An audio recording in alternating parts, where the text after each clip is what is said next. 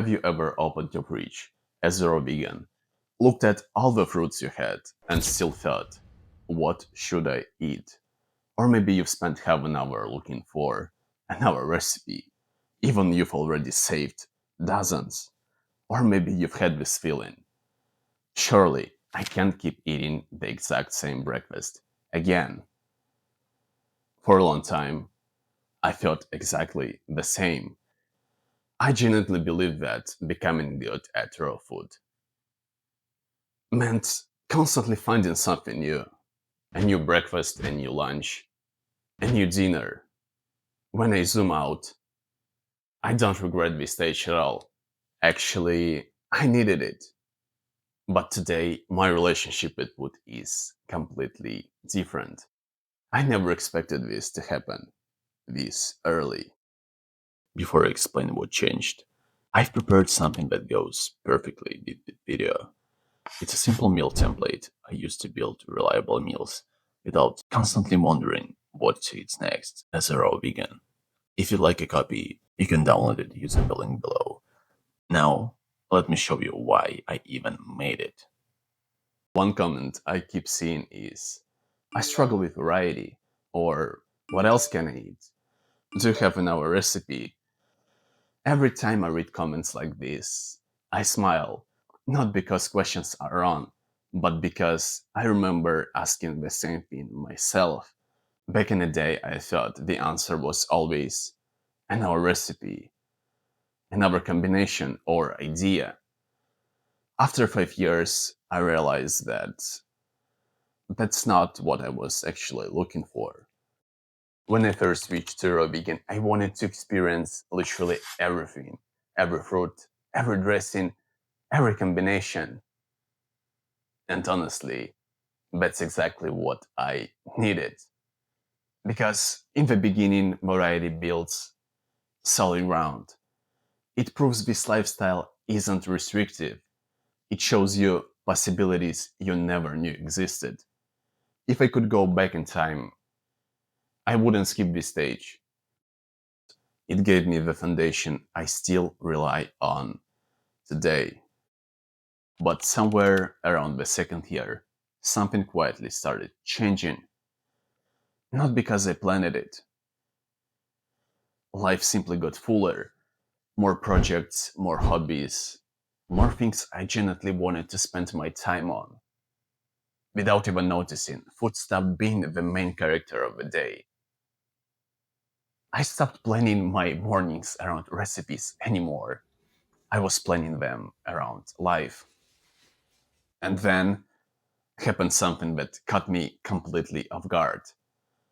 One meal got repeated, then another one. One day became a week, and one week became two. And I was waiting for a moment when I said to myself, surely I get bored soon. It never came. If you'd asked me several years earlier, could you possibly eat the same breakfast multiple times? I would have said, absolutely not. Turns out, I had no idea how this stage of the journey actually felt like. Today, during watermelon season, I can happily eat watermelons almost every morning. Not because I'm forcing myself, not because I don't know our breakfasts, quite the opposite. I simply don't feel the need to change something that already works. The same applies to grapes during winter or when persimmons are in season. Here's what surprised me. Those meals don't feel repetitive. They feel reliable. And but reliable, I don't mean boring. I mean, I already know how they're gonna make me feel. And somewhere along the way, that little conversation in my head, what should I eat next? Am I supposed to eat this recipe or another today? Completely disappeared. I don't think I realized how much mental energy that had been taken until it was gone. What surprised me wasn't that I kept repeating the same breakfast. What surprised me was I was genuinely looking forward to it every morning. One morning, I realized that I wasn't thinking about my breakfast anymore. All my attention was on the video I wanted to make for you. Food quietly found its place. It supported my day instead of running it. It felt like cracking the code. Of course, I had the same questions that most beginners have. Can I really eat watermelons every morning? Is it actually healthy? Instead of guessing, I paid attention, I learned. I observed how I felt, and over time, my own experience answered those questions better than my worries even could. In hindsight, I don't think this is a conversation about repetitive meals. It's about trust. And at first, you don't trust your meals yet. You keep trying, searching, changing, looking for something better. But eventually, if you stick to raw food long enough, you start finding meals that simply fit your schedule, body, your lifestyle. And then something interesting happens.